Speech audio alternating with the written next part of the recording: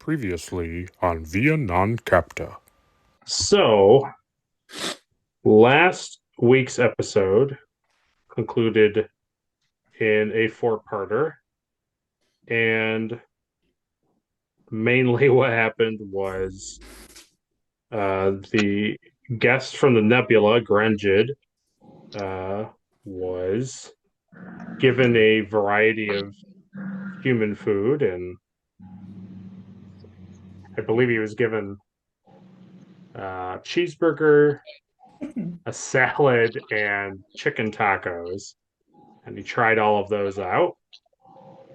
And then the captain and the rest of the senior staff decided, instead of um, essentially abducting this Grengid astronaut person from the nebula that they discovered, to send him back in his space capsule and let him begin his year-long journey back to his planet of Zar Felice, because it was pretty much discovered when Ensign Clark opened the capsule that he wasn't warped. His species didn't have warp technology, so therefore it would be violating General Order 1. And, didn't know that before they brought him aboard. And they sent him on his happy way. So that was like the concluding part of uh, the four parts of episode 1 that it was broken into. And then right before we concluded that episode, we got into this episode 2, entitled Resolve. And the Drake finally docked at Starbase 2. And I'm trying to remember. I think the only thing that happened was, did you make another scan, Andrew? Did you make it when we got here or before we left? Yeah, because Yeah. we ended with 4 Yeah. momentum. So I did something and Michael did something. Yeah. And Mike, can you kind of oversee like the cargo unloading from the Drake? I was overseeing the offloading of all the cargo. Okay. So that's kind of basically all that happened last or 2 weeks ago. So we didn't get into the meat of this episode, and I don't think there was much more other than just some kind of silly stuff that happened with Grungid and some other um, kind of just dice rolling things in the beginning to get this momentum that we have. Okay. So we're going to place you at Starbase 2, and normally Adri would read this, but I'll read the Captain Star log for her. So it says, Captain Star log, October 19th, 2173. The Drake has arrived at Starbase 2, 2 days ahead of schedule. Even though Starbase 2 is a welcomed sight, it is hard to ignore the fact that we are at the fringes of the Federation's territory, and the complete unknown surrounds us. I look forward to exploring what this area of space has to offer. My engineering and medical staffs are currently unloading the necessary cargo for the Starbase and its crew. As for me, I have the unenviable task of discerning if Admiral Foxwell is fit for her position at this newly established station. So that puts us all here, and we begin the docking and unloading at Starbase 2. So I think the first scene I had in mind before we cut to introducing Eric's new character and Caleb's secondary character, I'm going to put Andy's character, I'm going to put Lieutenant Sova. He's going to be hand delivering the medical supplies to the chief medical officer at the station, and then soon we'll get into the rest of the crew. So everybody pretty much other than Lieutenant Sova and Commander Arhat, you guys are kind of still on the Drake, kind of like finalizing, except for obviously Eric's character and Caleb's secondary character. You guys are already on the base, and your guys' scene will come relatively soon. Okay, so let's cut to Lieutenant Sova. You are going to be handing over the medical supplies after Commander Arhat kind of just makes sure that the Drake crews that are meeting up with the Starbase 2 crews are handling things like appropriately, and they're not knocking things over and making a mess of things. Okay. Oh, So go can I ahead. make 1.4? Just a reminder, we're starting a new episode, so everybody has one determination point. So if you Yep. need a cheat, make sure you use it. So that's a thing that if you go to roll or do something, you can use like the thing called a value. So if there's a roll that comes up and it's like, okay, do this task and use these dice, you can perhaps use your value to get an like an edge on your roll.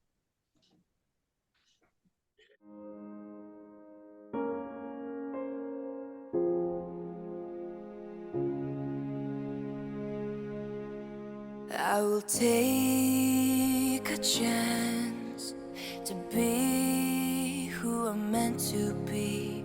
I won't let fear keep me from trying. It's time for me to make a change, to start living the life I want. I'm gonna reach for the sky, way up high. I'm never giving up. It's up to me to see who I can be, make dreams reality. I'm never giving up. I'm never giving up. I'm never giving up. I'm never giving up. I'm never giving up. I'm never giving up. I'm never giving up.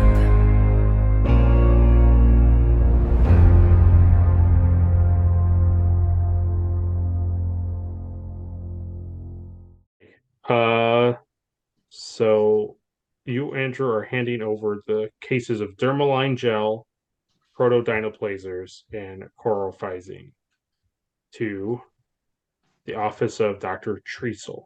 That's the chief medical officer of Starbase 2. Okay. What species is it?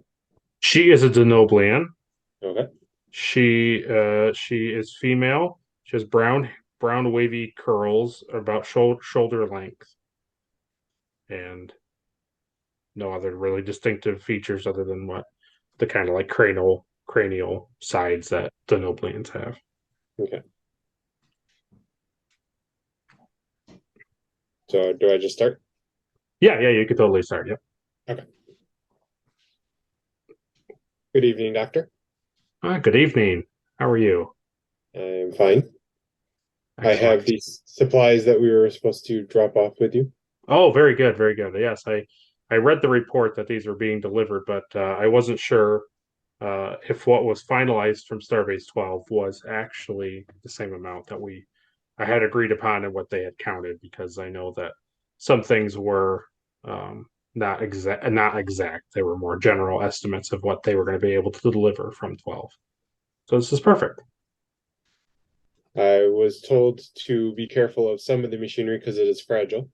Is there Yeah. anywhere specific that you would like these supplies? We can put the protodinoplazers, which you are referring to, we can put these in the secondary office over here. And she directs you to this other room. And when you as you follow her to the other room, in that room, you would know this individual from pretty much everything. You would have seen his face on multiple news outlets anywhere. It's Dr. Phlox. He's standing inside the secondary office. So that's obviously that's the chief medical officer from the TV show Star Trek Enterprise. He's standing inside the thing. Go ahead. Denoblian. Is that the one where Will Riker got waylaid by and was tried in their court? No, Denoblian is Dr. Phlox from Star Trek Oh, Enterprise. okay, Dr. Phlox. Yeah, Got it. yeah. So this Starbase, because of its medical, um, it's having a lot of medical, um, like emergencies are happening in this sector and quadrant of space. They're seeing an influx of a lot of people, a lot of civilizations that aren't a part of the Federation are just coming to the station and causing a lot of needing a lot of relief aids, specifically medical. So if the Federation and mainly Denoblia have sent a lot of their people to go That there. So actually makes sense. so a lot of the people on the starbase are Yep. Denoblian. There are a few other humans and Vulcans and some other people, Right. but mostly Denoblians. Right. Okay. Sorry, didn't mean to interrupt. No, you're fine. No, it's a great question. Um. So yeah, so he's in the secondary room, and you just see him. He's working on. He's putting together like a list of. You can see he's like triaging people that of aliens that have come in that you have no idea what these species are. You've never seen them before, and Mhm. he's like ordering the order of operation of like who needs to be seen first and who needs to be seen second. He's like working at a monitor. Um, okay. Trying to think, how would I respond? Oh, good evening, doctor. So Dr. Flox, Yes, he turns, he goes, "Oh, hello. How are you?" He comes over to you. I am fine. Thank you for asking. Very good. I couldn't help but notice you are Dr. Fox from Enterprise, are you not? I am, yes. I have one of those faces, he says, and he does that really long, like awkward smile thing that he does. Yes. I was wondering if perhaps if you are not busy, I would like to ask you some questions, and I'm sure my doctor would too. We are going off into uncharted space, and we could use your Hmm. advice on uh, possible problems we may be facing in the future. Well, he turns and he says that he shows you on this monitor. He says there's a lot of like radiation um, poisoning and a lot of radiation that he's seeing throughout a lot of these civilizations for various reasons. So because of that, a lot of these individuals that are showing up need treatment for first and second degree burns, which is what the Dermaline gel is going to help with. And the protodinoplazers is going to help stabilize their immune systems. So when they get the initial affection from having radiation poisoning or burns from radiation, they can stabilize them, and then the chlorphizine is an antibiotic drug that prevents secondary infection. So it's a thing where he's he's trying to he's trying to use all of these things together to like basically like hyper accelerate their recovery, give them like the best kind of chances, like because he doesn't know all of their conditions. He doesn't know their species very well. It's a kind of a learning curve thing. So he's using a very broad way of like netting their I don't want to say cure, but like their I can't think of the word, but basically making it better. Because I'm not super busy right now, right?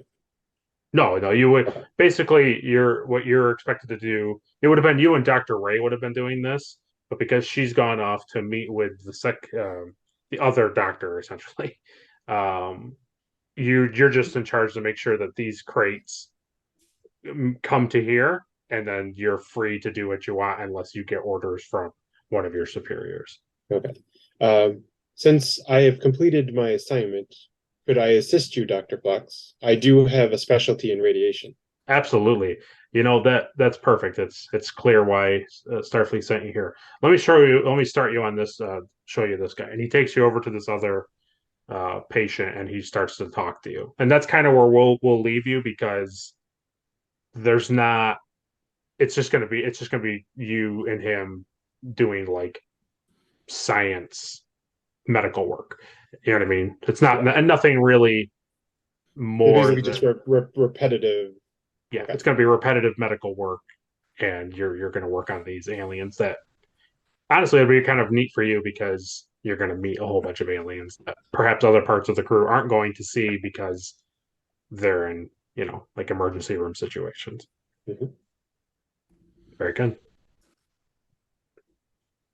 Okay, so after the captain makes that star log, she works down off the ship, and as she's exiting the ship, she gets met by the chief of security, Coben. He's also a Denoblian, and he meets her and takes her to Admiral Foxwell's office, and she's led to the Admiral's office, and there they have a conversation. And I'll sum that up after everybody else is in the scene because that's kind of like she's not here. I'd play out that scene, but she's not here, so I'll sum it up at the end of this scene. Okay, so we'll move on to the John, chief engineer, and Isaac Clarke meeting with the chief engineer of the Starbase, Chief Neck, Nek. He's also the Noblian, and he's going to be the guy that you guys are going to hand over the Starbase components to. Okay.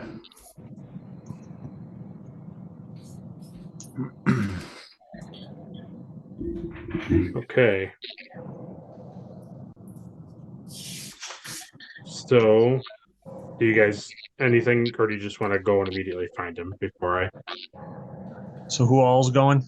You and So me. it's you. Yeah. Yep. It's the two of you. Okay. I'm exiting the latrine area as I Okay. approach the ensign. Hey, ensign, man, I feel like I've been in that bathroom for a month.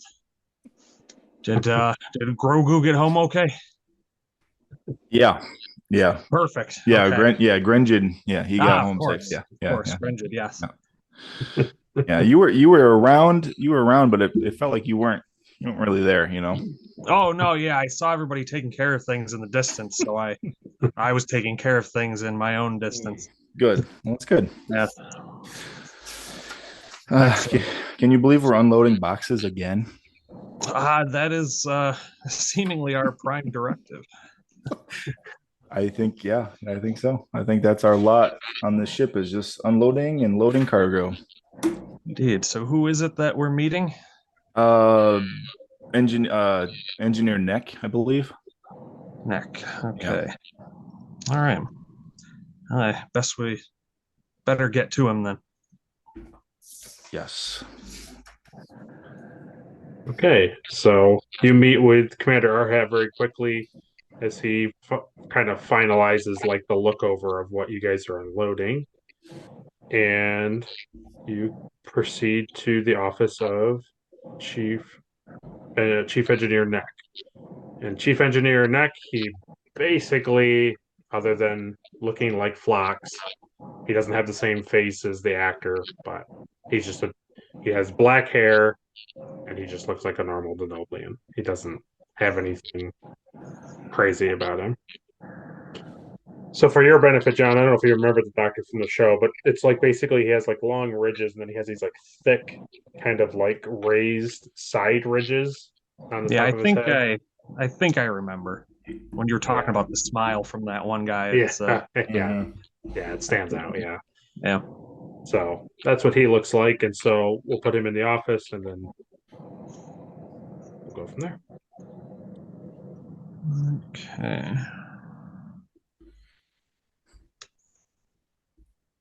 So as you come in with your anti-grav sled full of boxes and crates, and a handful, smattering of other relief engineering crew, because they're expected to come with you. They're just basically faceless, background characters. Chief Neck, because you stand out there, Jahan.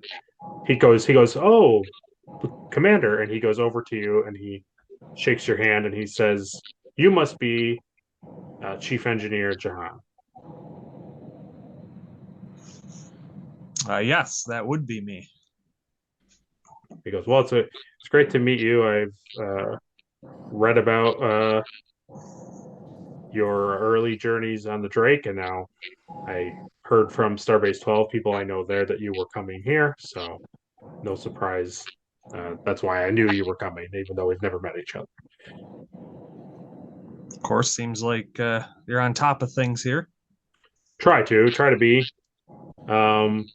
Actually, would be really great if I could have the two of you just help me kind of put some of these things into place real quick, and then that way I could just leave the rest of it to the engineering relief crew, and you guys can go about doing whatever else you need to do, or you can stick around and help, whatever you want to do. Of course, I feel that we don't have anywhere more pressing to be. Okay, great. That would be great.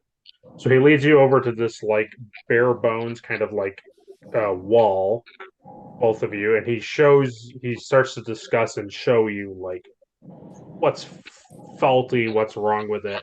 He points to things and shows like what he wants to replace it.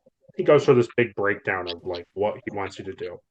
So basically, he's going to have you both put this kind of like large piece that you guys are going to kind of like rivet into place. And it's kind of a 3-man thing where he's going to press it up, and one guy's going to get the one side and rivet it in, and the other guy's going to get the other side and rivet it in. So we'll have you both roll for engineering and fitness, difficulty 2.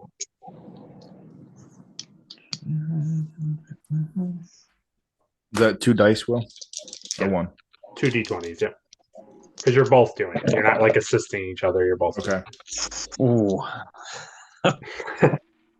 All right, so I did incredibly poorly. Perfect. Got a 16 on one, needed a 14, and a 20 on the other. Oh, perfect. Okay. Let's In see the bathroom for too long. Arm fell asleep. Fitness and engineering, right? Yeah. So I needed a 13. I rolled 11 and a 3. Okay, so you succeed. So your side goes. Well, this is fun. This is funny. So your side goes in real smoothly, and then on his side, you can hear that he's not quite getting all of the facet points like in, and so you can see that Chief Neck kind of looks at you, Ensign Clark, and kind of like knowingly kind of gives you an eye to like go over to the other side and like help him get these rivets in. So Yeah. that's what we'll use for the complication, is that basically, Jahan is embarrassed and Clark has to like help him. That's what we'll use for the complication, because it's nothing critical that he's doing. That it's John's a weakling. Got it. There's clearly something faulty with the rivet gun that I've been given. Svensson, you might have to use yours on this. Yeah. Mine's working fine. Perfect. So I'll let you step in there. So it's up to the rest up to the rest of you guys. If you want Caleb to roll again with difficulty 1 because he's done it already, and see if he can get momentum, or we could just leave it. It's totally up to you guys. Yeah, I might as well. Okay. Because we got 4, so we have room to make more. Yeah. So what am I? So exactly the Same same engineering fitness, but now you only need one. Just one. success. Okay. Yeah. 2 dice still? 2 dice. 1. 2 dice. Yeah.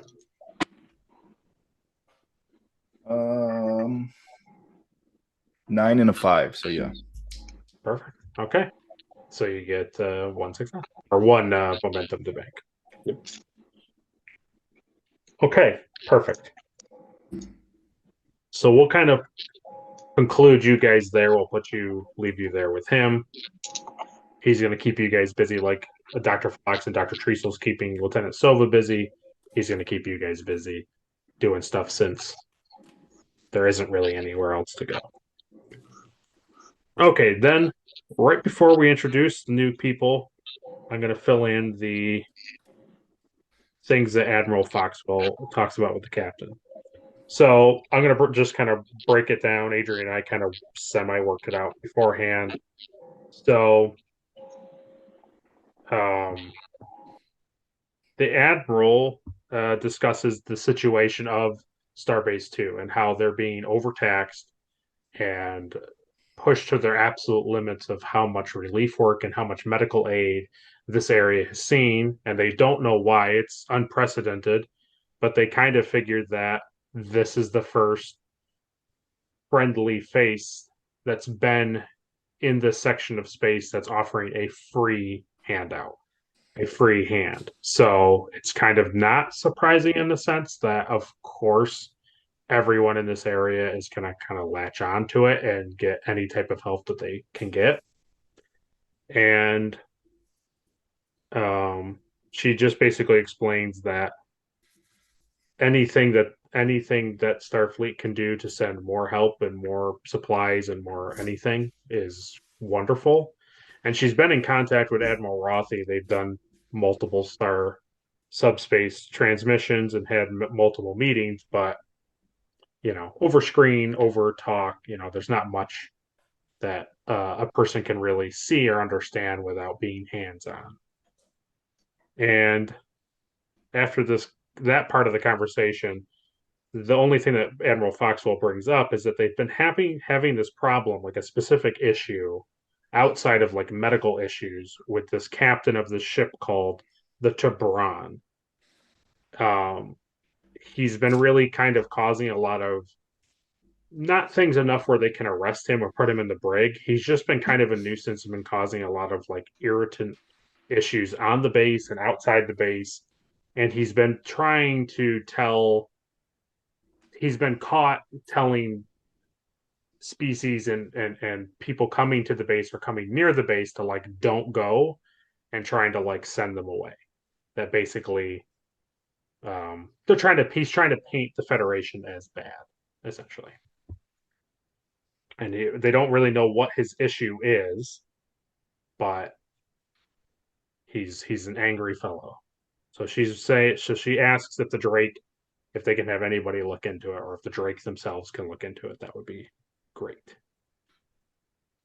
So after that conversation, Captain Knightley would go back to the Drake and would have a private conversation with Admiral Rothy about that interaction with Admiral Foxwell and whether or not she feels she's fit to stay admiral of this location.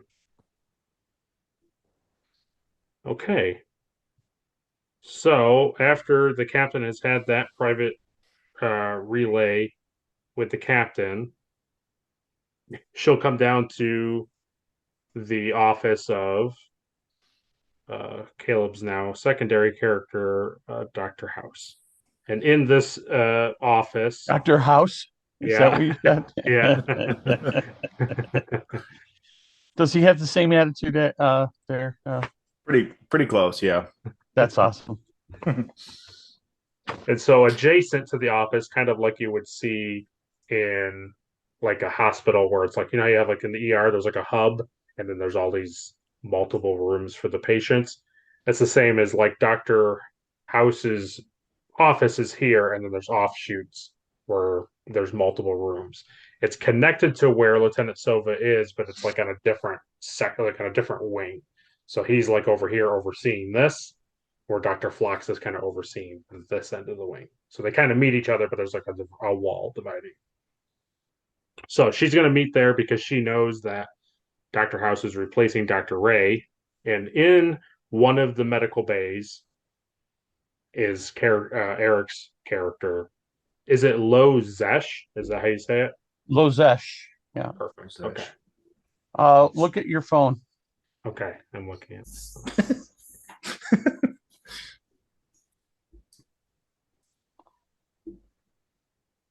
Okay. Okay. Perfect.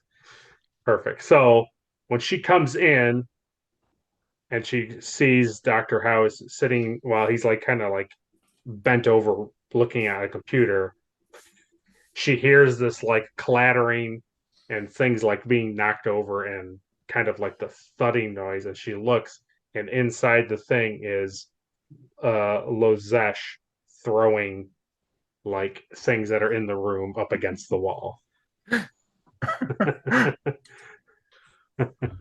So you're probably going to go and deal with that. You would probably not immediately greet the captain. You would probably go see why he's having a freak out. And I'll let the two worlds come together.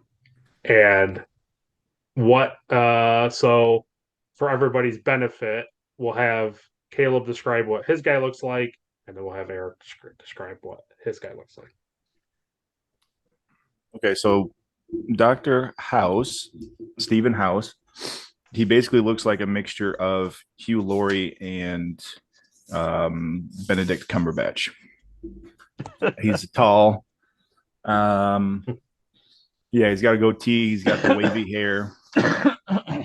And he's an older guy in his 50s. That's about it. Does he have a limp? He does not have a limp. No, he does not have an injury. No. He's not addicted to painkillers. No, not in the sense. No. Nah, not in a sense. Okay. So as he's taking care of my needs, and I'm angry because I have to eat human food. Yeah. And it's burnt all the time. Yeah. And I'm screaming, where's my raw meat? And I am actually 7 feet tall, and I'm a Gorn. So a Gorn is like a giant lizard, like a lizard dino kind of looking guy. Isn't that what Kirk fights? It is what Kirk fights. Exactly. So if you've ever seen the adverts of Kirk fighting a giant lizard man, that's what a Gorn is. Cool. So and there you go. Yeah, there you go. I'm angry all the time. Nice. Perfect. All right. So, okay. And I scream that I'm tired of smelling sweet meat all the time. Sweet meat that I can't have. The Denoblians always smell good to eat.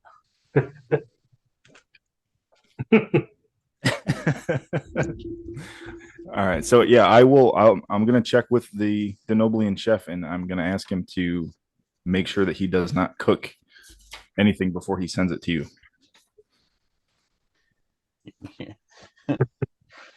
Preferably his fingers. Well, you can't do that, but there is plenty of meat on this Starbase, and I'm sure he will be happy to not cook it first.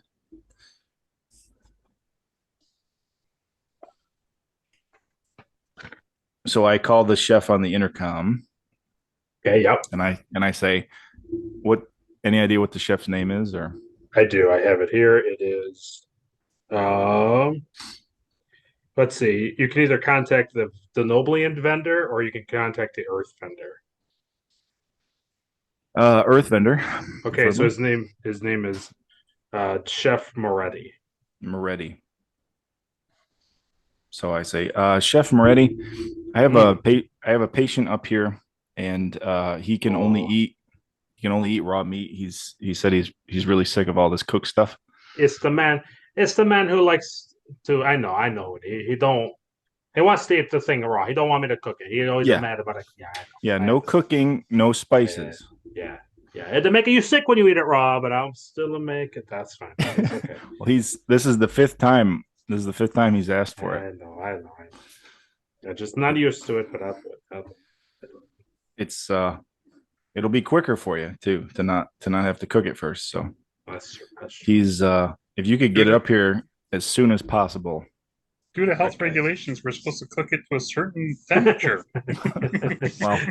Well, your health regulations are not keeping him from destroying my medical office. So I will get it. I sent it right away. It's coming. okay, It's coming. okay, all right. I hope to see it soon. Okay. Thank you. Yep. So Like that he's Italian. That's great. yeah. So he goes. It's not that long because obviously he just has to go to like the freezer essentially and just pull out meat, and then he just walks it down on this like tray essentially and just brings it in. Perfect. He's not that far away, you know. Yeah. And so you see this short black-haired, mustache, olive complexion man walk in, who you know as Chef Luigi? Giacomo Moretti. Moretti. Yeah. Moretti. Giacomo. Giacomo. Yeah. Oh. Yeah. Go ahead. No, go ahead. I was just going to say he's the earthbender. Perfect. Oh, Moretti, thank you. Thank you for being here in a timely manner. Absolutely. I don't want him to eat me, so it's okay. I just give him this. And I'll bring it to him. I'll bring it to him. So he hands you like, and it's clear that it's basically like a 22nd century like cooler type of thing, like it was just full of meat, and he just hands it to you. It's varied meat. It's like steaks and hamburger and sausage. It's just raw meat. Lozesh, I got your meal here. I yank it out of your hand and I open it up and I stare at it. I said, "This is cold.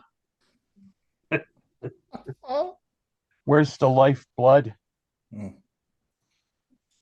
Well, we're on a Starbase, so you have to understand that there's no livestock. There's nothing that I can do about that. This is probably as best you're going to get, as fresh as you're going to get it. I will decide with my knife. Okay. So then I would go back to what I was doing on the computer. Yep. Before he started destroying my office. Yeah, so basically what you were doing was basically just punching in like patient stats. So like Okay. you had just seen a patient, you dealt with that because you obviously don't want that to keep happening, and then come back. Okay. So the captain stands there and says, it seems like you have your hands full on a kind of a interesting patient over there. Yeah, you have no idea. He came in yesterday. And he has no recollection of where he is. As far as I'm aware. We haven't really communicated a whole lot other than getting him meat. That's been about the extent of it. So. I can see that is a priority for him. Yeah, it's a priority for me as well. There's a lot of expensive medical tools in here, and he has more strength than 10 people combined. So. I throw the cooler outside the door. And it's empty. Oh, perfect. That's what I was going to ask. Is it empty or full? Perfect. Oh, it's empty. Yeah. So you, I presume you're Captain Knightley. I am. Yes. I read Dr. Ray's report, and she recommended that I bring you aboard on Drake. I wasn't sure if he wanted to leave because of everything that's happening on the station, but I need a medical officer, so I'm happy to have one. Well, I am more than happy to join your mission and get off of this Starbase for starts. Okay. Is it possible for me to bring my current patient with me onto the Starbase or onto the Drake. And she kind of pauses for a second and says, "Are you referring to him here?" And she gestures towards Loges. Yeah. Yes, I'm referring to Lojesh. Well, I can't see why I would say no. I have no reason to not let you have a patient come aboard. No. Well, I'll if it reassures you, I'm the only Okay. person he hasn't tried to eat in the office yet. So. Oh, okay. Okay. So I hear you over talking, and I lean out the door and I go, she looks tasty. And she says, listen, you're not gonna eat me, but we're gonna get that straight ahead. Yeah, I would if you need any medical assistance, Captain, I'm more than able to come to your ready room or your quarters to see you as well too, just so that your life is not in imminent danger. Okay. Well, perfect. Yeah, I have no issues. I can understand, and I'm also curious about trying to piece together this man's memory. It's a terrible thing to not know who you are, or I guess where you're from. Really, Yeah. this is the issue. So, Yeah, me too. I do hope to be able to help him. So you kind of have this conversation back and forth about what's been happening on the Starbase, how you feel things have been handled, things of that nature, like basically just like bureaucracy. She's just trying to get your side of things, and you kind of fill her in about the goods and the bads, the pros and the cons of what's been happening. So Yeah. after having this not a very long conversation, she goes over to Lozesh, his like opening to his thing, and says that I hear you'll be boarding the Drake under the uh, eyes of our Dr. House here. Yes, I will. He's a good man, as men go. I can respect that. She says. And she goes, well, I'm not sure if you're familiar with this Earth custom. And she reaches her hand out and she says, but I'd like to shake your hand and welcome you to the drink. I grab a hold of your hand, half crush it, but try to Right. do the best I can. Right. Very good. You're the captain. I am the captain. You're so weak. Well, that's okay. Are you female? I am female. That figures. Hmm. Earth is weak for having female captains. I can understand your position. I can see that you're a strong, military-minded man, but I hope to prove you wrong once you come aboard the Drake. Do you have somebody to control your vessel? I do. I have an ensign at the helm, if that's what you mean. Do you have one that can have the experience I have? I never get lost. What an interesting proposition. Well, you know what? I'll put this to you. If we can garner some respect for me being an Earth female, as you put it, I will give you a chance to prove yourself at the con, and I believe we can go from there. That's fair. Very good.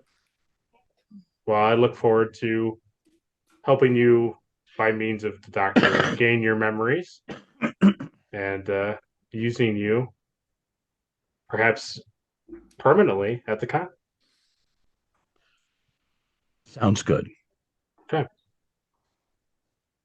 Very Anything to get off this sweet smelling Starbase.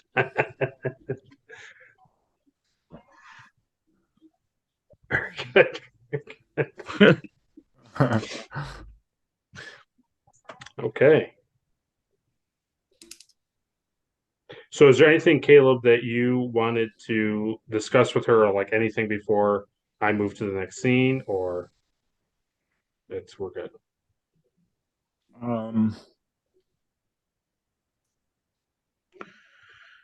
I don't think so. Okay.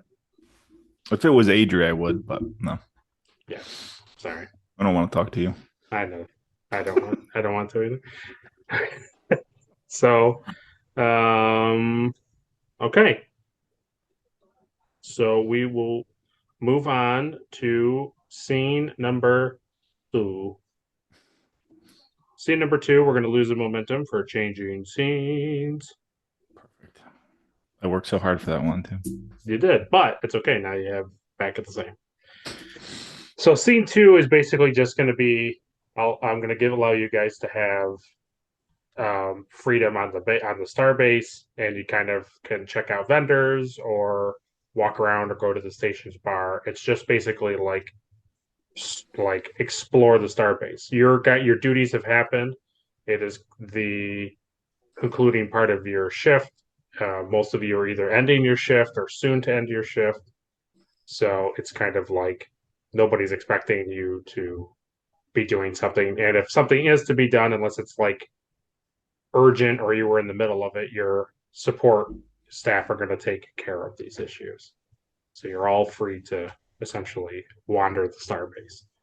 So on the Starbase promenade around the thing, you have, as I brought out, the Denoblian vendor and Earth vendor, and there's a bar there. And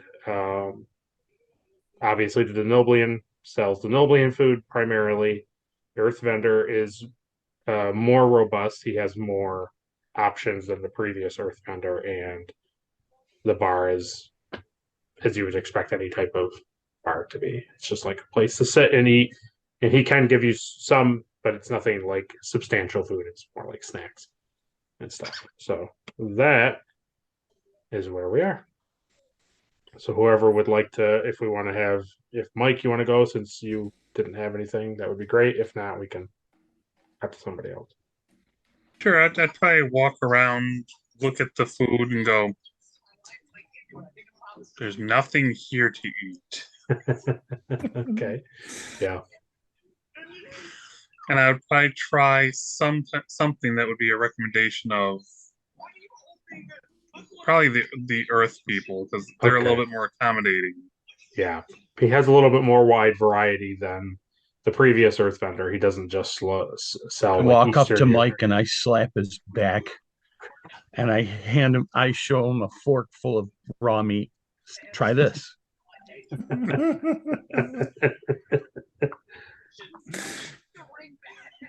I would look at you and go, who are you and what are you doing here? Yeah. I'm your next man at the con. I'm going to be your shipmate. That's awesome. Might as well enjoy our company and my food.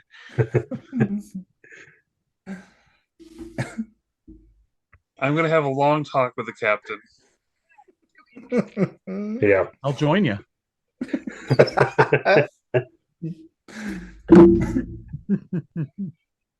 As soon as I can find her.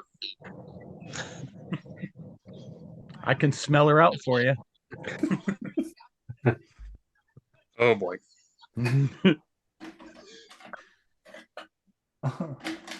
Why is it that we bring on all the crazies?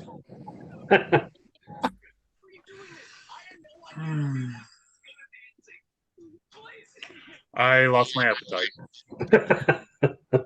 Do you just kind of wander back to the Drake, or?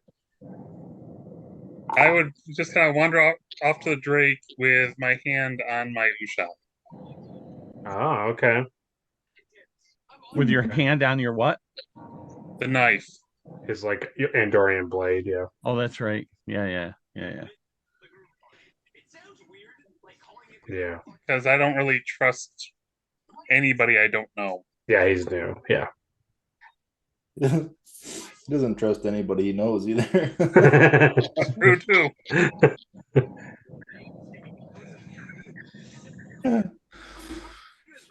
So, Ensign Clark. Okay. I'm Clark now. Perfect. Commander. You need a transition screen. Yeah, I should get. Yeah, I should get a. Yeah. It should be like a mustache, like a rip away mustache, and put it back on. So, Commander Chihan, now that we got done with our duty, we say we head over to the bar and get a drink. Oh, that sounds pretty good, especially since I couldn't get one rivet in today. It was 8 full hours of work and not even one. I can't. Really got to check on these tools. We'll have to put it in order for that. We'll have to check them out. I could use a drink because I worked 8 hours and I put all the rivets in. Yes, no, very very commendable work. Yeah. Yeah. Well, let's stop at this human vendor and see if he has cheeseburgers first. Yeah, I heard there were cheeseburgers on the ship. I seem to have you missed out on them. They were all gone by the time I got to the mess hall. I don't know what happened. Well, that was one of the only foods that Grinjan enjoyed. So the captain foolishly sent him off with like 40 cheeseburgers. I see. Is that why he grew to 7 feet tall? Yes. Yeah. I'm assuming that was him down the way there.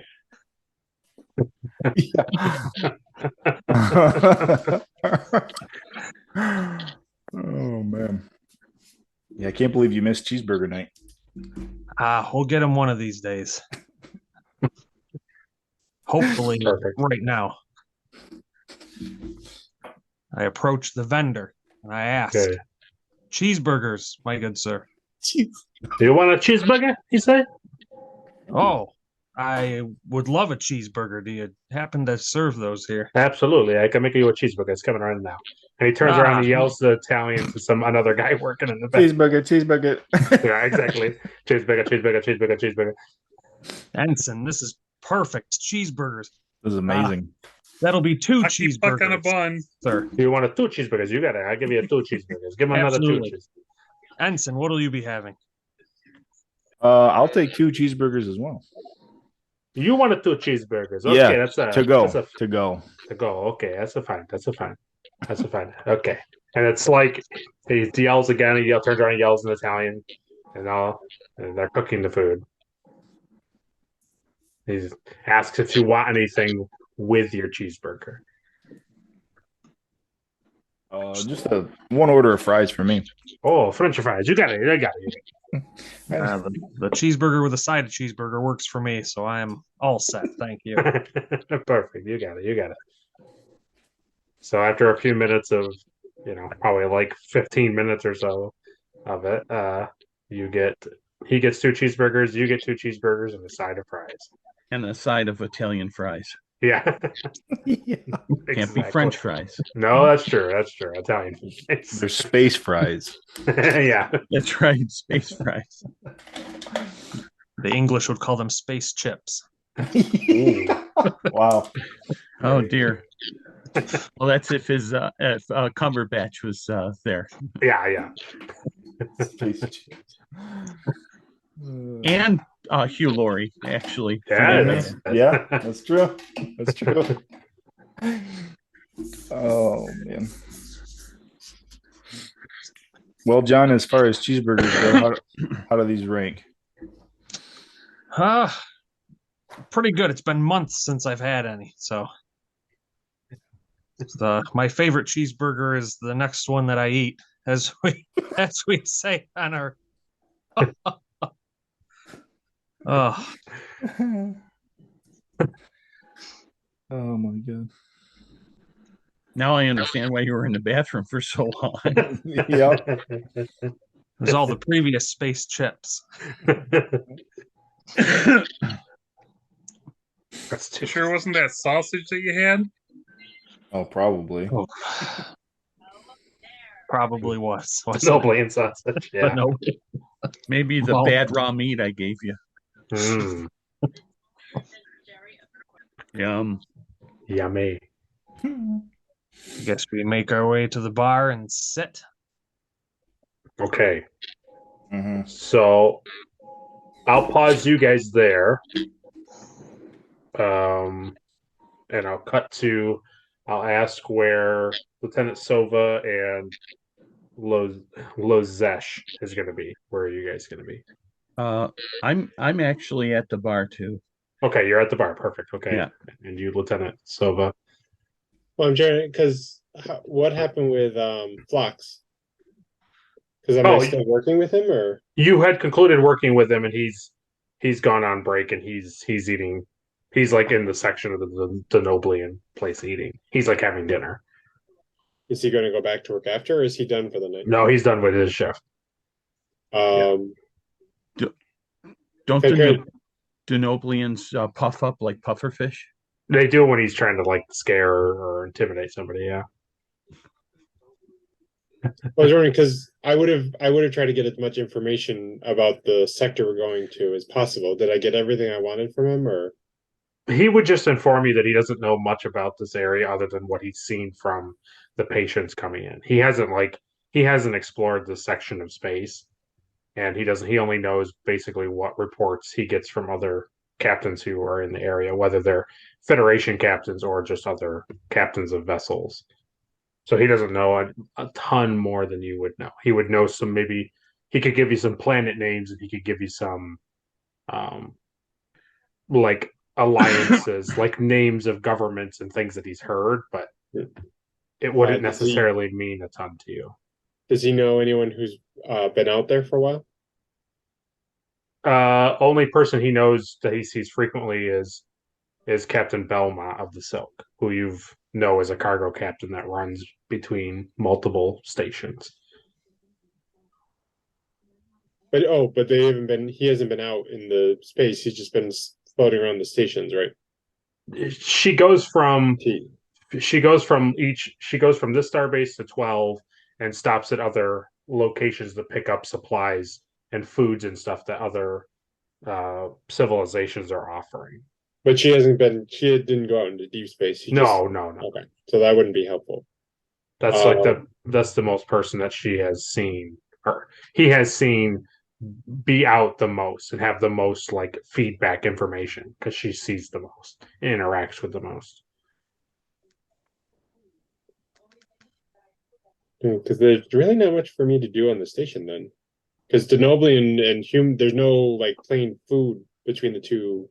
Not really. I mean, the Noblian has some more palatable stuff for a Vulcan, but nothing really. But you can go back on the Drake and eat stuff that's on, just your chef can make you food. So I think that's what I'd probably do is go back to the chef, get my polmeek soup. Yeah. And probably make a request of the captain, just the freighter captain, just send it out and say, do you know of any dangerous issues in the direction we're going? Okay. Yeah. Okay. It probably would take her a little bit to reply to you, but she would obviously get back to you. And so probably while I was waiting, I'd meditate. Okay.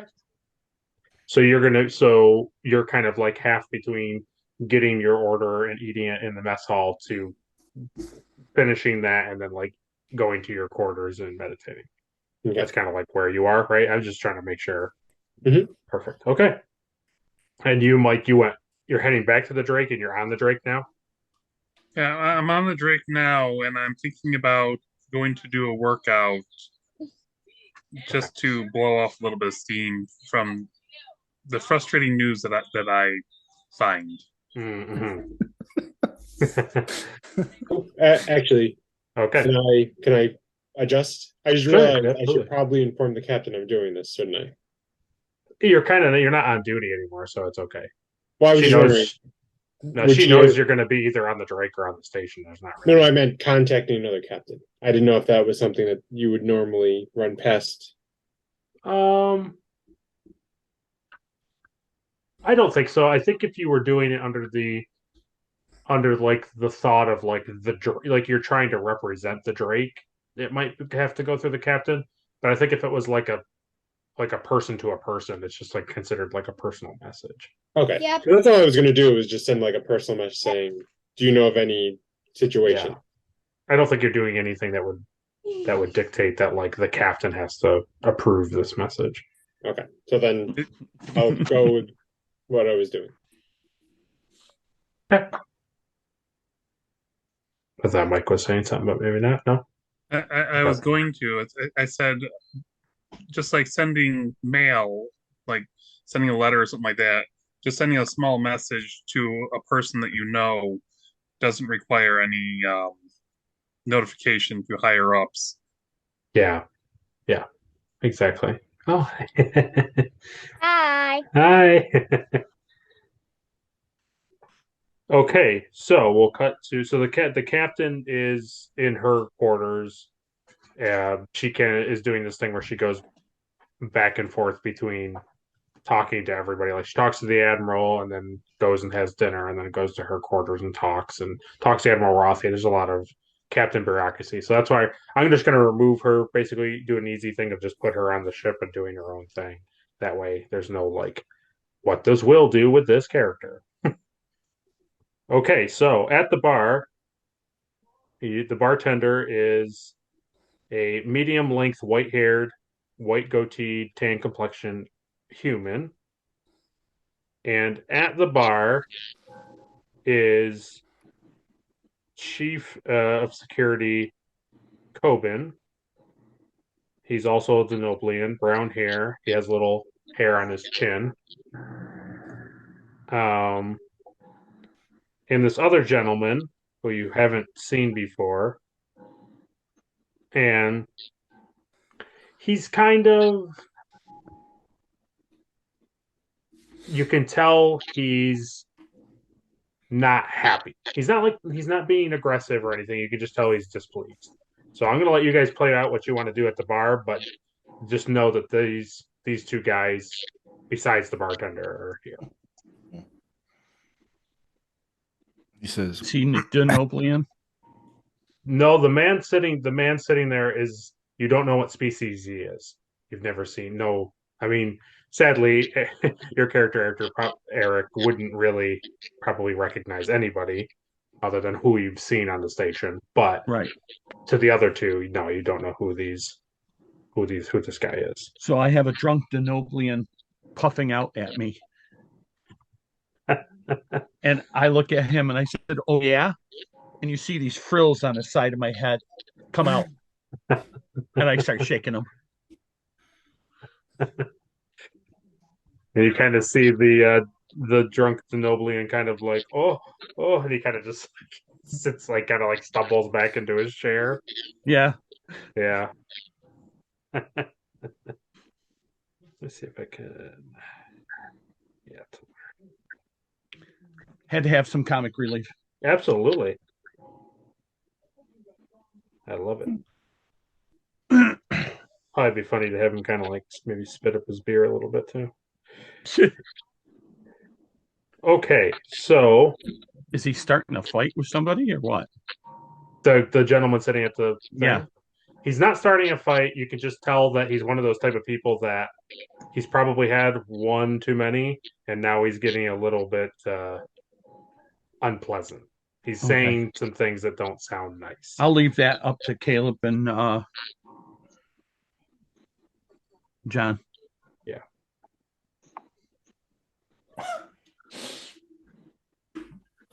So you guys can play out a scene any way you want. You just know that guy is. It's okay. I mean, why would we interact with him at all? You don't have to. No, you don't have to. I'm just letting you know that he's at the thing. You guys can totally do what you want. Oh, all right. I was just setting the scene of like what's happening at the bar. All right. So you're telling me, Ensign, that this creature, Grenjet, he ate cheeseburgers and then went on his way? yeah. He was from a society that it was like their third mission to space. He had no warp capabilities or anything. I mean, was he off the drugs? He didn't seem to be on any form of drugs. I could have swore. He was high on life, I think. He believes. I think he left that experience believing that we're like after the afterlife. Wow. Yeah. I mean, if it's his first time having a cheeseburger, I think yeah, that's true. Yeah. Yeah. seems like a lot of people around here could use a cheeseburger. That guy over there, I think he's had too many cheeseburgers. See, too many are not enough.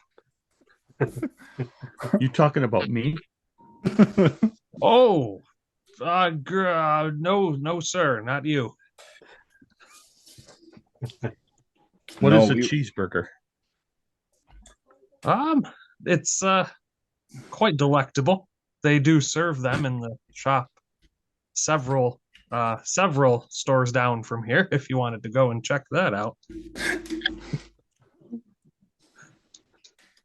Are they food? Oh, they are food. Are they burnt? Yeah. This one is. Yeah. Unless it's raw, it's no good. They might make one raw for you. I don't know.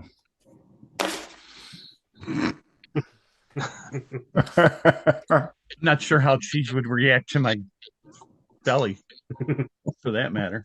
So, yeah, maybe some other time. Yeah. Whenever you're in the area, please do try it.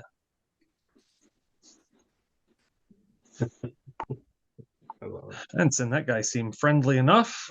He seemed pretty friendly. Yeah, I wouldn't want him running through the engine room or anything. Oh no, I wouldn't want him steering a ship. But hey, it's. I grab a hold of you and say, "What do you mean by that?" And I lift you off the ground. I was certain you'd have left. So.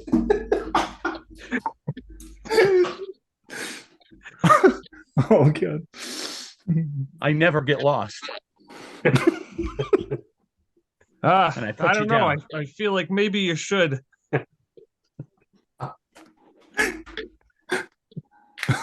Are you telling me to leave?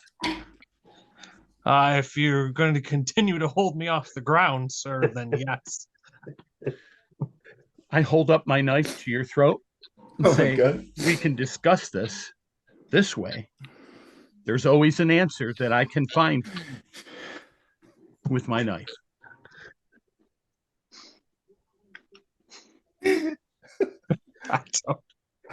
I say nothing. That's a good choice. Coward. And I put you down. It's the appropriate Starfleet answer. Ensign, another round, please. Yeah, why don't we'll buy one for our new friend here too. I'll have some of that blue stuff you're having. Good choice. Perfect.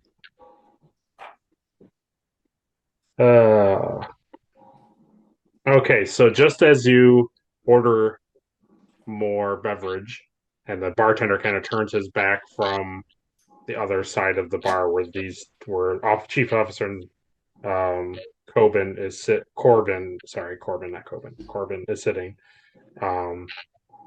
And this other gentleman, the gentleman that you don't know, he starts to kind of shout.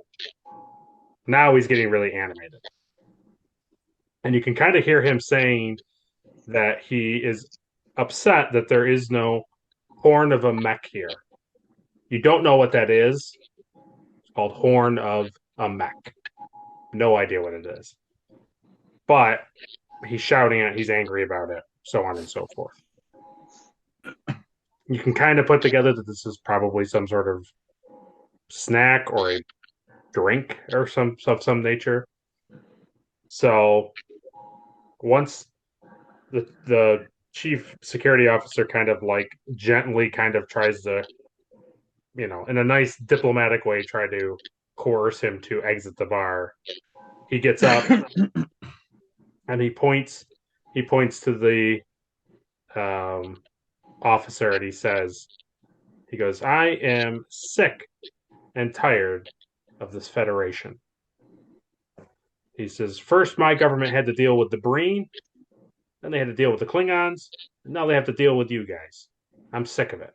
You're all invaders. You're taking over all our space. You don't belong out here. He goes, if I had my battlement here, I would lead an assault on this station. And he starts to kind of sharply turn away and walk up the promenade.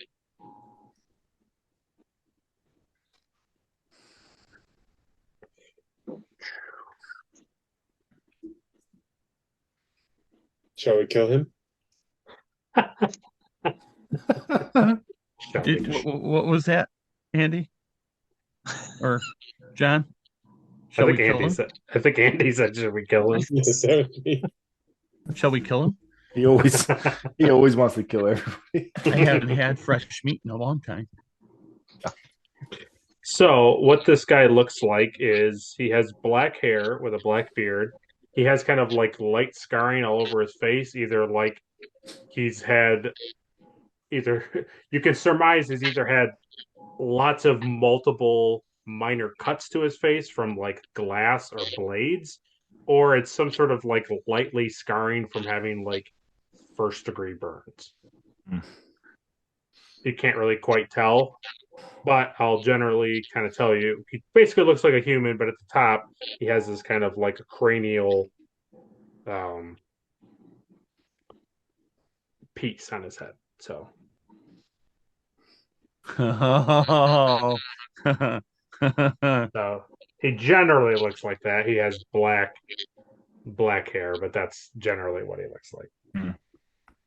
So I holler at the top of my lungs and say, violence always is the answer. Don't you agree? He does. He turns around and he says, he points at you and he says that if you're prepared, I'm prepared, is what he says. I pull out a knife. Now that's a knife. He also pulls out a knife.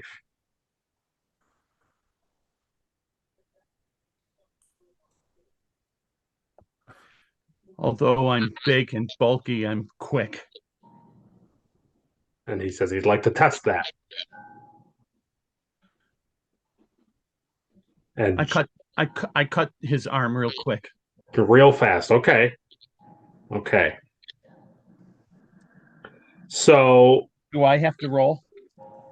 No, I'll let that kind of go just because it's kind of like you're doing like a really swift move. And just as you cut him and you get him, you nick him, you get him decently, the security chief kind of quickly comes over and he kind of separates the two of you, but he has a phaser in his hand and he tells you to return to the medbay, and he takes him to the other side of the medbay, not the side you're going to be on. And he goes to the other side and takes him there. And this guy, basically he wants to attack you, but the security officer is making sure that he doesn't attack you in return.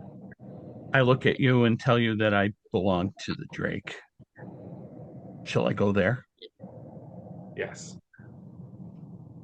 Okay. So I head that way. Would I get a report of this?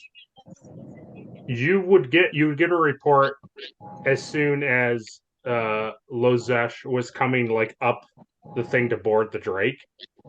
Obviously, he would say, "I've been ordered to come on here." Yep. And then they would soon get a report from security officers. Like your security officers at the entrance of the Drake would get a report, and from the other security officers on the station. Because I'm being escorted. Right.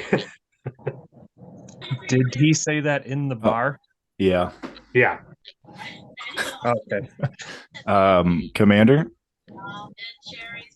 Did Mm-hmm. you, not you, you're on the ship. Yeah. No, I'm talking to Commander John. Did you just hear what he said? He mentioned the Drake. Has he had a few too many? What are the chances that there's another Drake docked here? This is quite the development. Perhaps we should go back to the Drake and see what's going on. Yeah, let's head that way.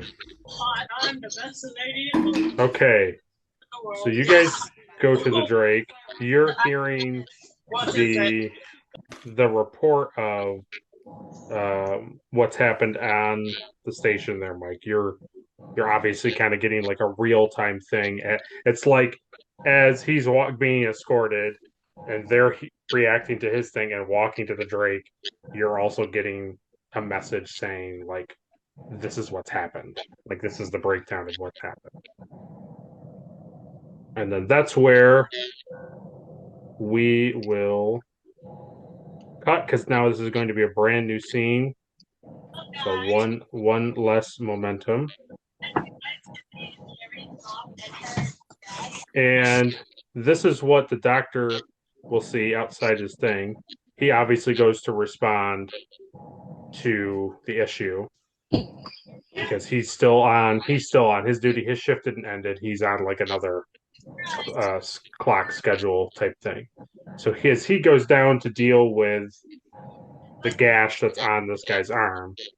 He sees this kind of like mid-teenager boy coming down the promenade with a data pad in his hand, and he's heading for the gentleman in there with his arm. Okay.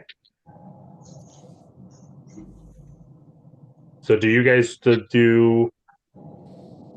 want to have like a captain senior staff thing? Is that what you want to have? With this whole thing, I would definitely talk to the captain at least.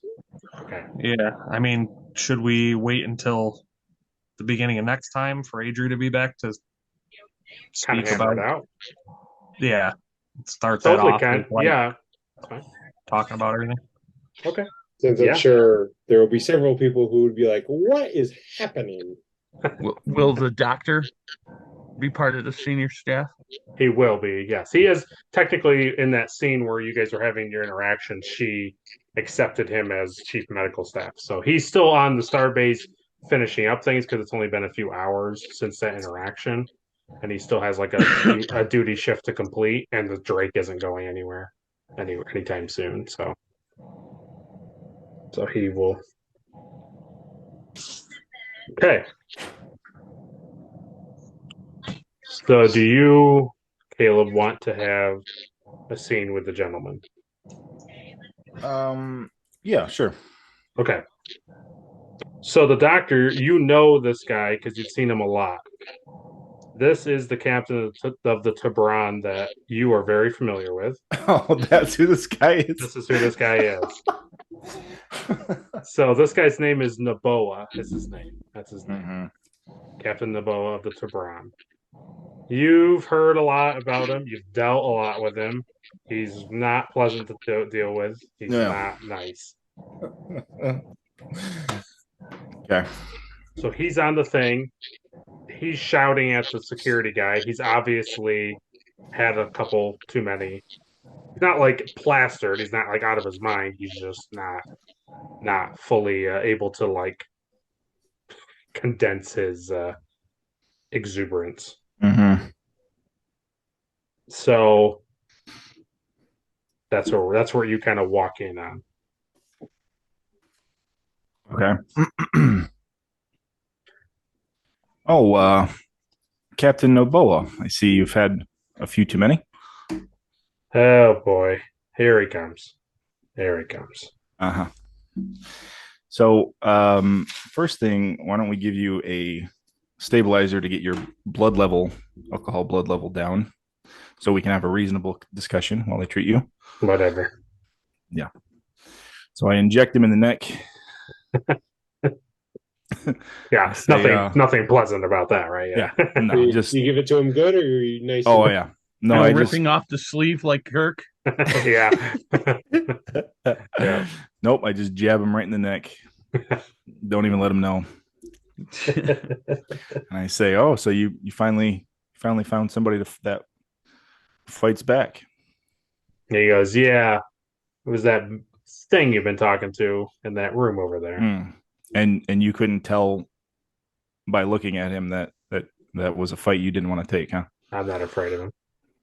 Well, you're the one in the med bay. He's not.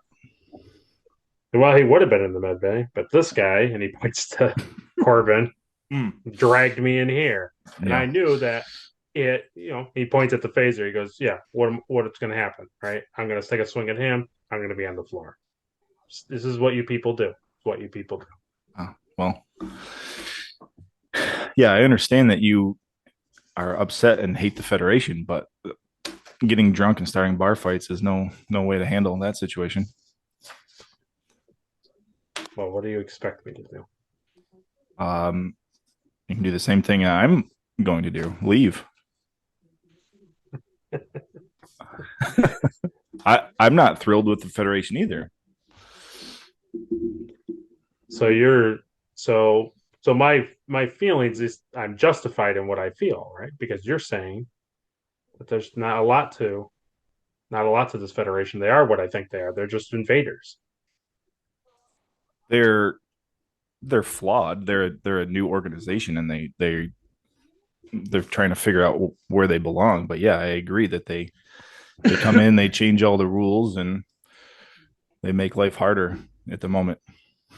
But they just came in. They didn't even talk to the Talarian Republic and ask if anybody took claim to this space, and we do. And here you are with this thing out in the middle of our space. How do you justify that? If you're so peace loving and so wonderful, why is this here? Yeah, I mean, from my understanding, the humans made a deal and started the Federation, and they have a lot of species that joined, and this Starbase is part of their part of space. I feel like you guys are just trying to brainwash us to join your Federation, to just invade more planets and more people and more systems, and I will have nothing to do with it. And as he's like angrily yelling, the young guy that you had seen earlier hands him the data pad, and he kind of looks at him and he says thank you, and he kind of just abruptly ignores anything that you say to him in return, and he just reads the data pad. Mm-hmm. And then he hands back the data pad, and he looks at you and he goes, "You're right. I'm going to leave. It's fine." And then he doesn't. His arm isn't even, hasn't been tended to. You've just given him, like you said, the stabilizer, and he just leaves.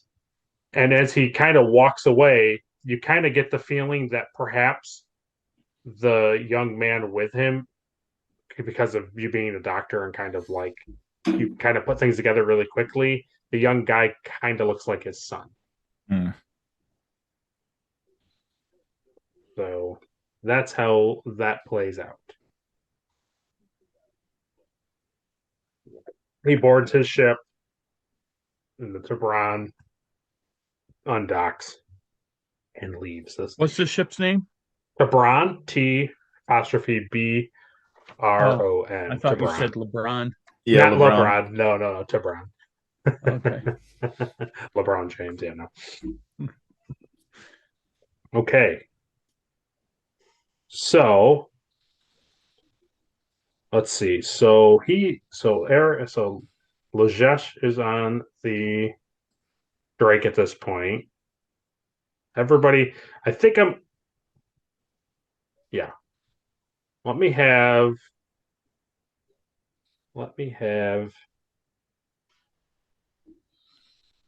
everybody. Yeah, let's have everybody do this.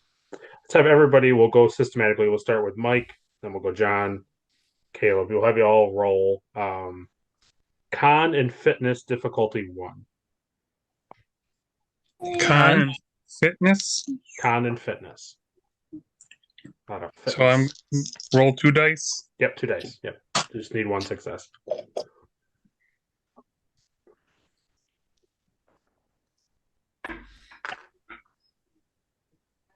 I should look up what my con was.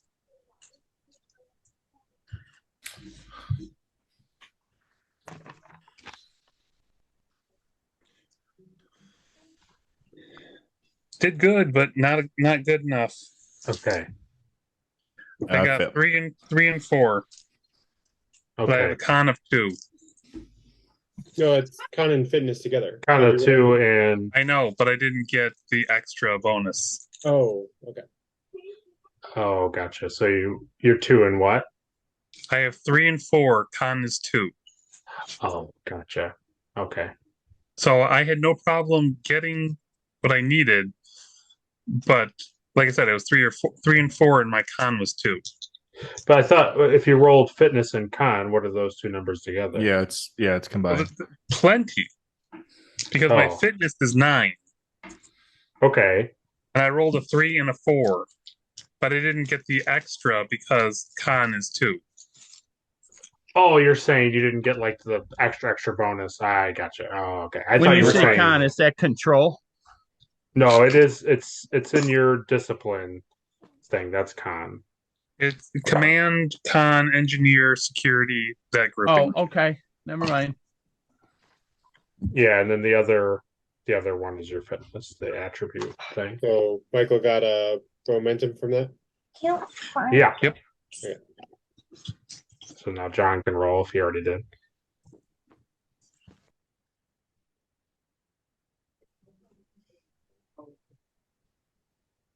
So if you can believe it, I rolled a 1 and a 20. Wow. Perfect.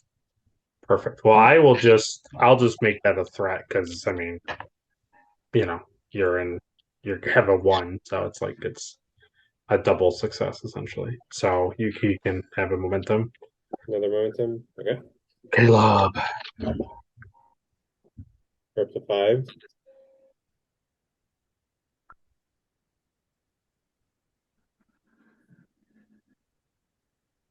Did you get a Caleb or no? Oh, you're waiting on me? Yeah. Yeah, I got 1 success. Yeah. 1 success. Okay. Andrew, 1. 1 success. Okay, and you, Eric. 1. Okay. I got a 2 and a 12. Oh wow, nice. Okay, so yeah. So what happens is What's your con plus your fitness? Okay, my fitness is 9, and my con is 4. So Wow. that's 13, right? Oh, You rolled if a I add 12. them up together. yeah. Okay, so then I got 2 successes. Oh, okay. There's another. Well, no, Okay. yeah, I did. Okay, that's 13. Yeah. Okay. So I had you all roll all for that because as you're all progressing, probably other than Lajesh, everyone else was probably soon to like gather for a senior staff thing. And as that happens, there is a forceful kind of like shoving, like the ship like rocks heavily. And all of a sudden the you can feel it, everybody on the Drake, all of you can feel it. Like the ship is being you can feel that the ship is accelerating. Like it's picking up momentum. So none of you fell. That was what that test was for, to see if you smash into the wall from being rocked over. So where let's see. So as that happens, Chief Neck or Admiral actually I should say Admiral Foxwell comes over the inner like the comms to the Drake and asks anybody that can to return to Station 2 that a detonation has happened on the station. And that they need any type of immediate assistance, and that they are spinning out of control. So, What's spinning out of control? The So station is so the station, a part of the station has erupted, has exploded, and because of that explosion, the station is now destabilizing and spinning rotating out of control. And So- we're still attached. And you guys are on the Drake. You're still docked. and you can feel that the ship is like going, but nothing is, you're not like in danger. It's just you can just feel that the ship is spinning. Since nothing happened to me, do I run to my con? You absolutely could go right to the bridge. Yep. Yeah, I run towards the bridge. Okay. So there could be any way to do it. You could have a set of you're probably going to want to break up into sets and have one group of people go to the Drake to try to like use the Drake to stabilize the station, and also use the station's own thrusters to stabilize the station. I feel like Clark would disembark the Drake and try to make repairs on the station. Okay, that sounds good. He's going to the con. What about the other? As I get to the con, I see what's going on, and I rip the chair out of the floor and throw it off to the side because I can't sit and it's too small. Okay. And standing over the con, and I'm using my big thumbs and fingers and claws and pointing and trying to control and stabilize and do what I can. Okay, perfect. I'll have you do a roll soon for that. Does John come with me, or is he in the bathroom? I feel like I would probably go to the maybe to the. I don't know if I should go to the engine room or the bridge. I would go to the bridge and try to figure out. Watch what I'm doing. Watch him and try and coordinate between the head of security on the station, trying to figure out what is going on and how do we stop it. Yeah, there's a lot of chaos happening right now. They're all trying to figure it out, and also, basically not spin into oblivion. Yeah, because the head of security would be trying to keep things calm in the process. Right. And they're also trying to assess what's happening. Right? Yeah. Because we don't need fights or problems breaking out in the process of trying to figure out how to stop this. Well, most of the anti-gravity is working, but obviously with such a heavy rotation, like it's starting to get a little messy on the station. Not crazy, just stuff is starting to like shift because of it's doing one of the things where it goes faster and faster. Yep. There's no resistance in space other than the Drake. Does anyone have a clue what's going on? Not yet. Not in these few seconds that are taking place. Is there a chance of the Drake breaking off of the station? You could break off, but it would not. It would be really hard for the Drake to stabilize the station only with like grapplers. It would be hard to latch onto it clearly as it's like spinning to grab it. So no, I'm saying, are they moving in unison, or is there a chance that the Drake is going to come apart because it's just docked? So it's only been a handful of seconds because he got there very quickly, and if it goes on for a few more minutes, you'll start the docking ring or the stretch will start to like rip apart. So here's a question: Are we moving forward in the direction of the spinning, or are we moving backwards? You are, you're moving head like head into it. So as you're turning, like the front of the ship is turning with it. It's not, you're not, it's not, the nacelles are not going in reverse. The problem is that there's not a whole lot that the Drake can do, because if the Drake tries to reverse engines or something like that, everything is attached by a docking clamp. Right. So you're hoping to do in unison to use the ship to slow and use the station to slow. So we need a lot of the station, a little bit of the Drake. Right.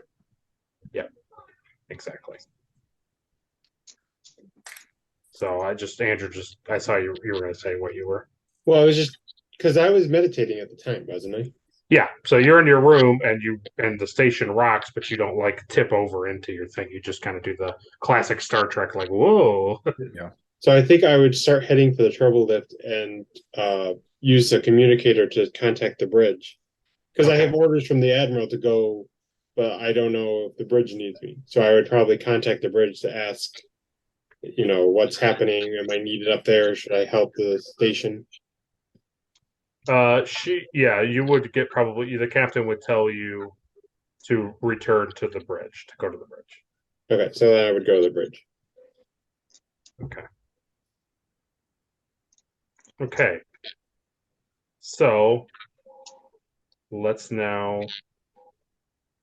So I could actually ask for 1/8 reverse impulse. Yeah, just exactly. I think that would be not over the amount, but enough to try to slow it down. Yep. So I'm gonna we'll have those two guys do it first, because like Mike's saying, you're gonna get more of work from the station. So I'm gonna have John and Caleb. You guys are gonna get onto the station and basically stay close to the walls so that you're not like getting whipped into the. I thought I was staying on the ship. Oh, you went to the bridge. I forgot you went to the bridge. Yeah. Okay, so you're going onto the bridge. That's fine. So Caleb, you're going onto the station, and both of your guys are being tossed about a little bit on the station. And House is off the station too. He would be on the station because it was only right. He was concluding his duty shift, so he's in the middle of it all. Okay. So I'm able to contact Ensign Clark like freely, right? Yeah, you can go to like a wall comm and just poke him, and as long as he has his communicator on him, you can talk to him, which I'm sure he has it on him. Yep, right here. Perfect. Then I get on the comms and I reach out to Ensign Clark. Ensign, see if you can reach Chief Engineer Neck and see if he can get some reverse thrusters happening so that we can pair him up with the ship's thrusters. I'm on my way. I'm almost there. It's real bad out here. There's so much blood. Oh, no. So much vomit. Did you break your nose? Our new Gorn friend seems to have some moves, so perhaps we can help him out with those. Okay, so I'm gonna have I'm gonna have Neck help you, and the two of you are going to try to stabilize the station. So this is gonna be really fun. Okay, good. So let's have Caleb roll for engineering control. Yep. Difficulty 3. Difficulty 3. Yep. So it's -3. He needs 3 successes within. He needs, so on his 2 dice rolls, he would need 3 successful number hits within his range of his engineering and his control. And remember, we have 6 momentum, and you have your what is it called? Let me look at my right personnel sheet here. All right, it says engineering and what? Well, control. So what he's doing there, Eric, is what he's going to try to do is use a thing called momentum, which will allow him to have more dice. So he has a higher chance of getting more successes. Okay, so what sided dice do I use? You're going to use 20-sided for these. Okay. So I got 2 successes. Okay, I'm going to roll for Neck. Did you want to use momentum, or because we got 6? Yeah, I have a value I could probably use too. So you got 2 successes from, or no, I'm supposed to only roll 1. Yeah. Okay, yep, still 1 success. So you got 3 successes. Okay. So what were you saying about that, Caleb? You want to use them? No, I if I needed to, I could, but gotcha.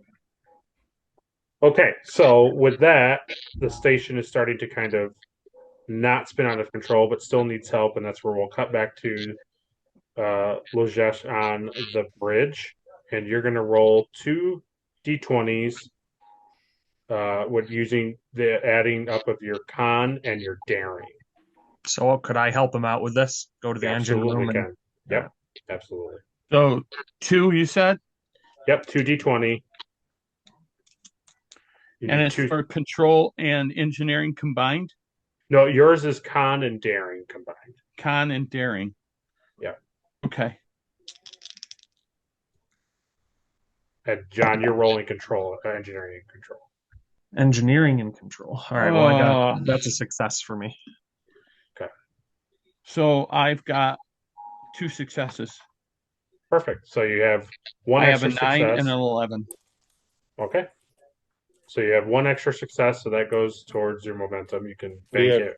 We have max momentum. Okay, so you can basically you can spend it to make sure that the two operations of Chief Neck and Ensign Clark working on the station in tandem with Lojesh and Lieutenant Commander Jahan on the Drake.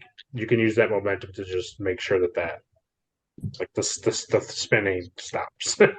Like there's no like extra-ness. It was a nice clean help.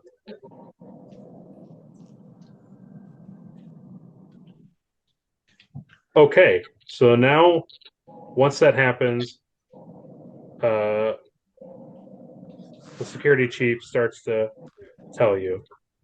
Oh, why? So his I keep messing it up. His name is Coben, and I wrote Corbin in one little area, so his name is Coben. So Chief Security Coben gives you, Mike, basically what has just happened. He reveals that several decks are damaged. That basically decks 3 through 6 have been either partially or fully exposed to space, and that there are not there were only two people are unaccounted for.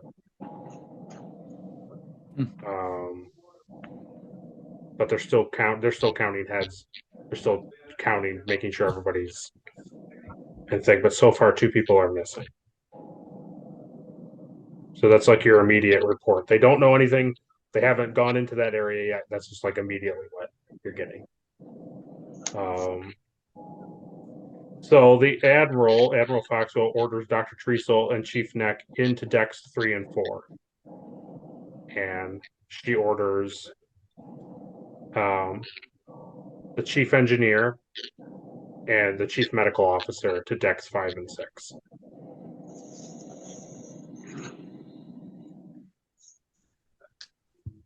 And she feels that the Tabran or Captain Naboa, this is something he did. She suspects him greatly because they haven't had any issues, and he's the only person that they're having problems with. So she asks the captain and the science officer to scan for the ship while still docked. And I was going to ask, should I scan for the 2 missing people first before scanning? You wouldn't know what to scan for because there's no you'd have to get the medical record. Oh, okay. But you wouldn't just on the top of your head know what to scan for. Okay. Any life form whatsoever? No, there's nobody. Well, there are life signs in damaged sections. So Mike, Ensign Clark, and Lozesh are open to do what you want.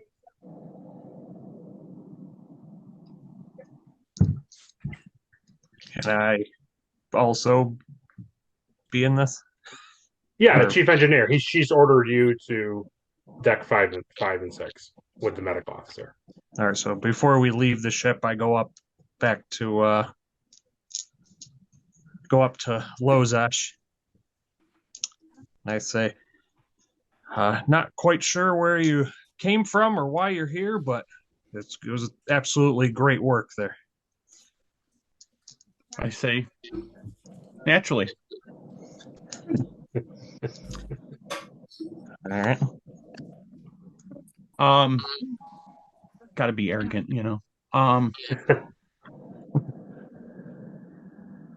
the people that are missing, Mhm. is it in a heated area?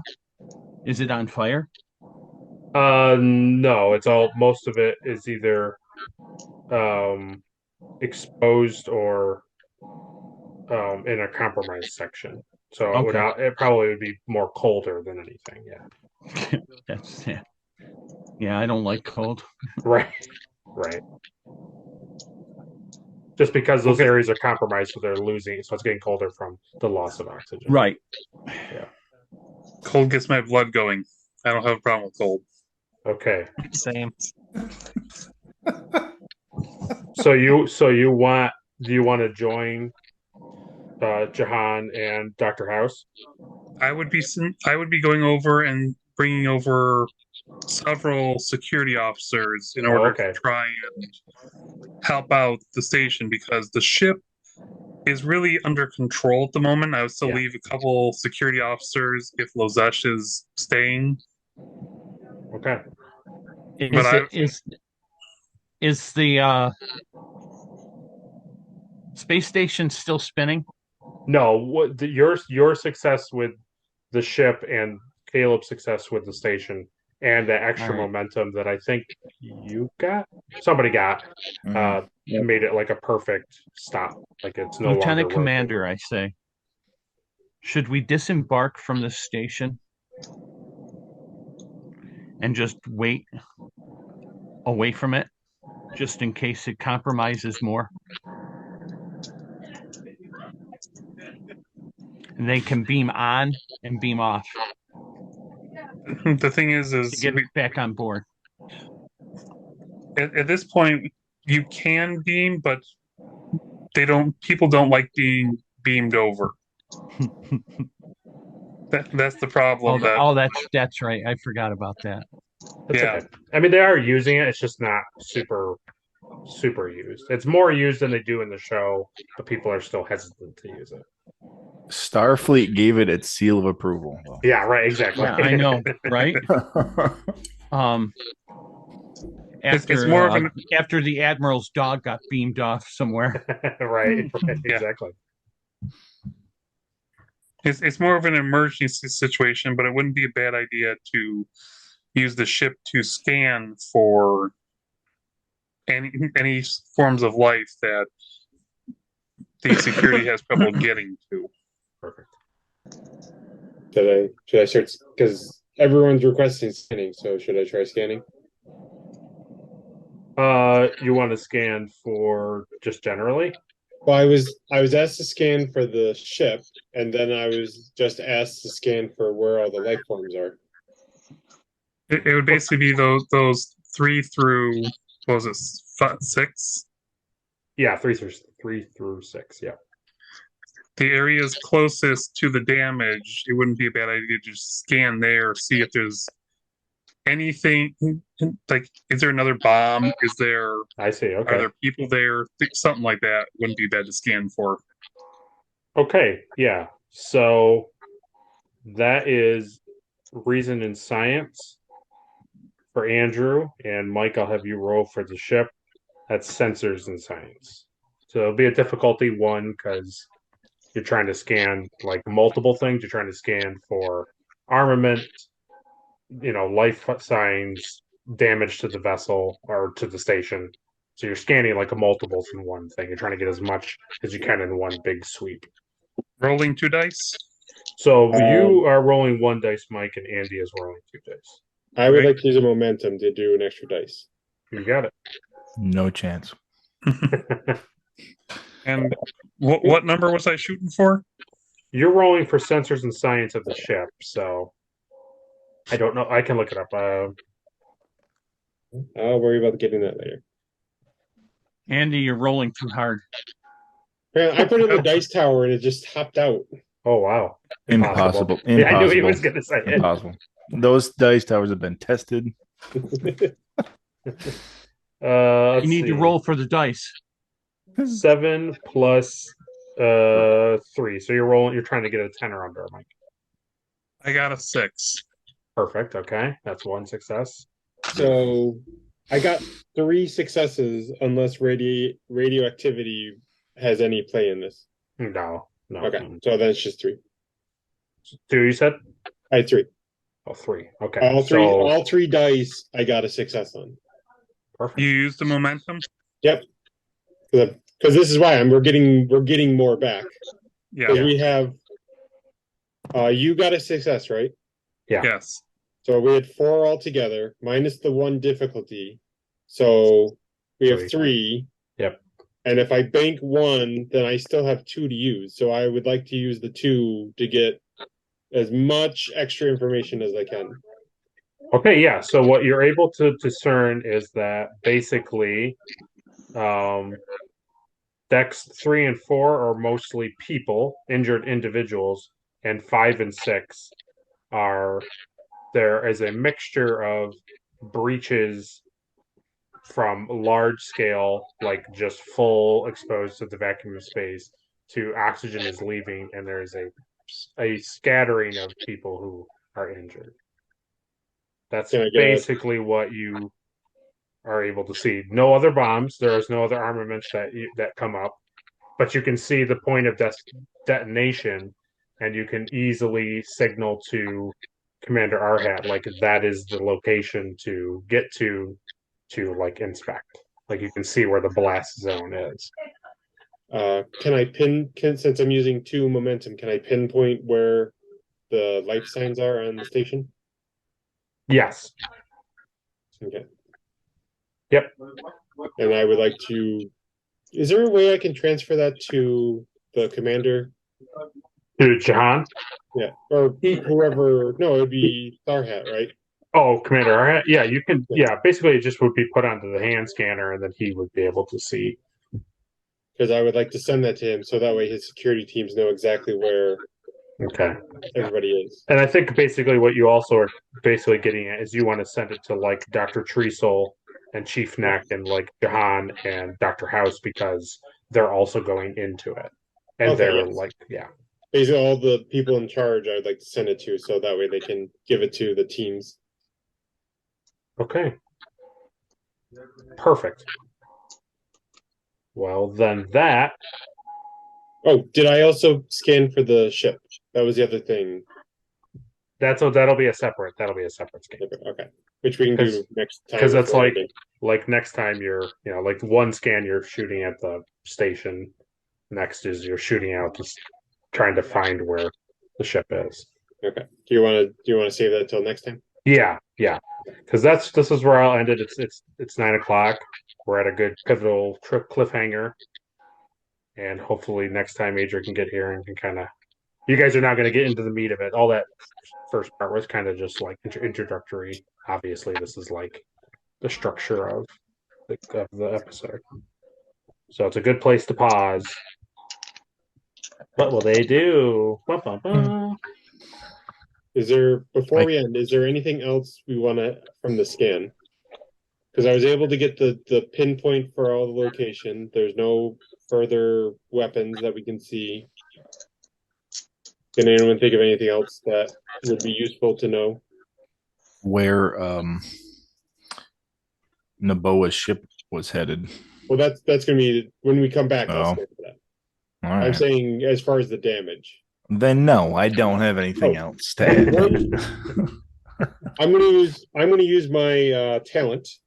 When I use a momentum to ask a question, I get a bonus question. Mm-hmm. I want to know about the structural integrity of the damaged area.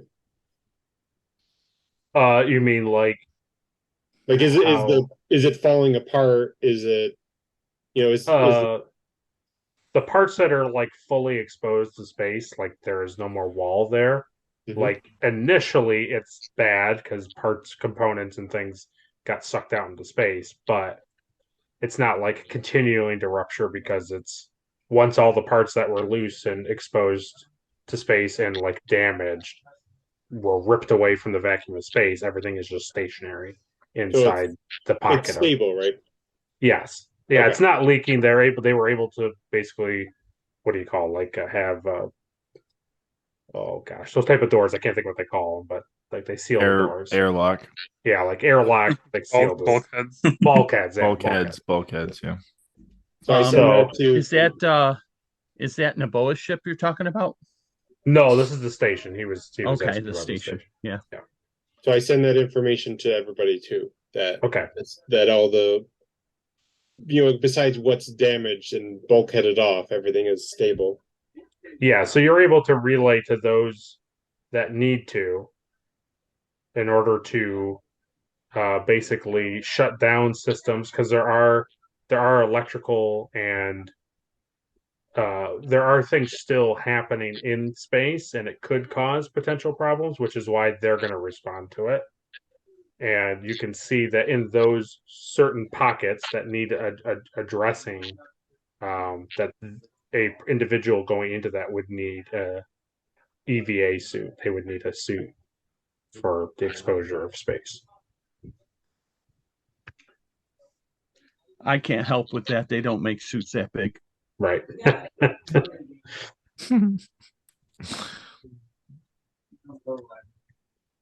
Yeah. Okay. I could have stopped it. What do you mean? I did nothing. Oh, You mean when he was talking? Yeah. Oh no, I think he means the doctor talking to him in the. Yeah. Oh, Yeah. Well, maybe. Yeah. No, that's what happened. If it was him. He knows it. The puzzle man is working. It could be a red herring completely. It could be something totally different. But I know it was that. But I know it was a disgusting man. Okay. Oh, that's funny. So that's where we end this part of episode 2. And we will have to see what comes next in our next little journey. We need to start doing every Sunday, Will. Otherwise people forget what's happening. Yeah. The problem is we're having enough trouble every other Sunday getting everybody here. I know. Adrian's gonna have like no idea what she's walking into next week. Yeah, I know. Yeah. I hope that she goes and watches it and then gets all caught up. She won't. I'm sure. No. She won't. She won't. Oh, that's a brother. I watched last week's. Nice.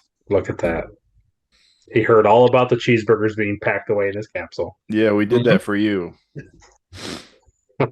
So if John was here, he'd make him eat a cheeseburger. Yep. Forced cheeseburgers on the galaxy. That's what we do. Yeah. Take one Please tell me cheeseburger at you a don't time. like cheeseburgers, John. And like for real? For real. I mean, I've been known to have a burger or two in my day. Okay. All right. Because it would have been really hilarious that you have a character that just loves cheeseburgers and I hate it. And you're a vegetarian or something, you know? No. Unfortunately. That For the was sake of pretty good. comedy, I might have to give up cheeseburgers. Not eat them anymore. I just realized I'm out of uniform, aren't I? Yes. Okay. Well, if anyone wanted to work off of that. It's gonna be the commander being like, is he in his underwear? No. Hey, this is pretty cool, actually. Good. Yeah, if you look at my Gorn outfit, I'm commando. Just, you know. Perfect. Caleb drew it, so I don't think I drew him commando. No. Back to the Wow. drawing board. No. No. How did I- And it can't be a kilt because, you know, yeah. it's a micro mini. I think I drew him with like leather pants. Yeah, it's leather pants. That's the ones that I like. Yeah. I sent them I to think Will. Will sent that to you, right? Yeah, I sent him I sent him a finalized version. I don't know if Yeah, something like that. that's my knife in the back. It's Yeah, like he's a a- short sword, actually, to most people, but it's actually a knife for me. That's cool. He's a cool character.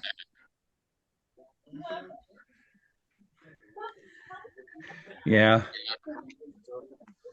Can't understand why I'm angry all the time. Just enraged. I get it.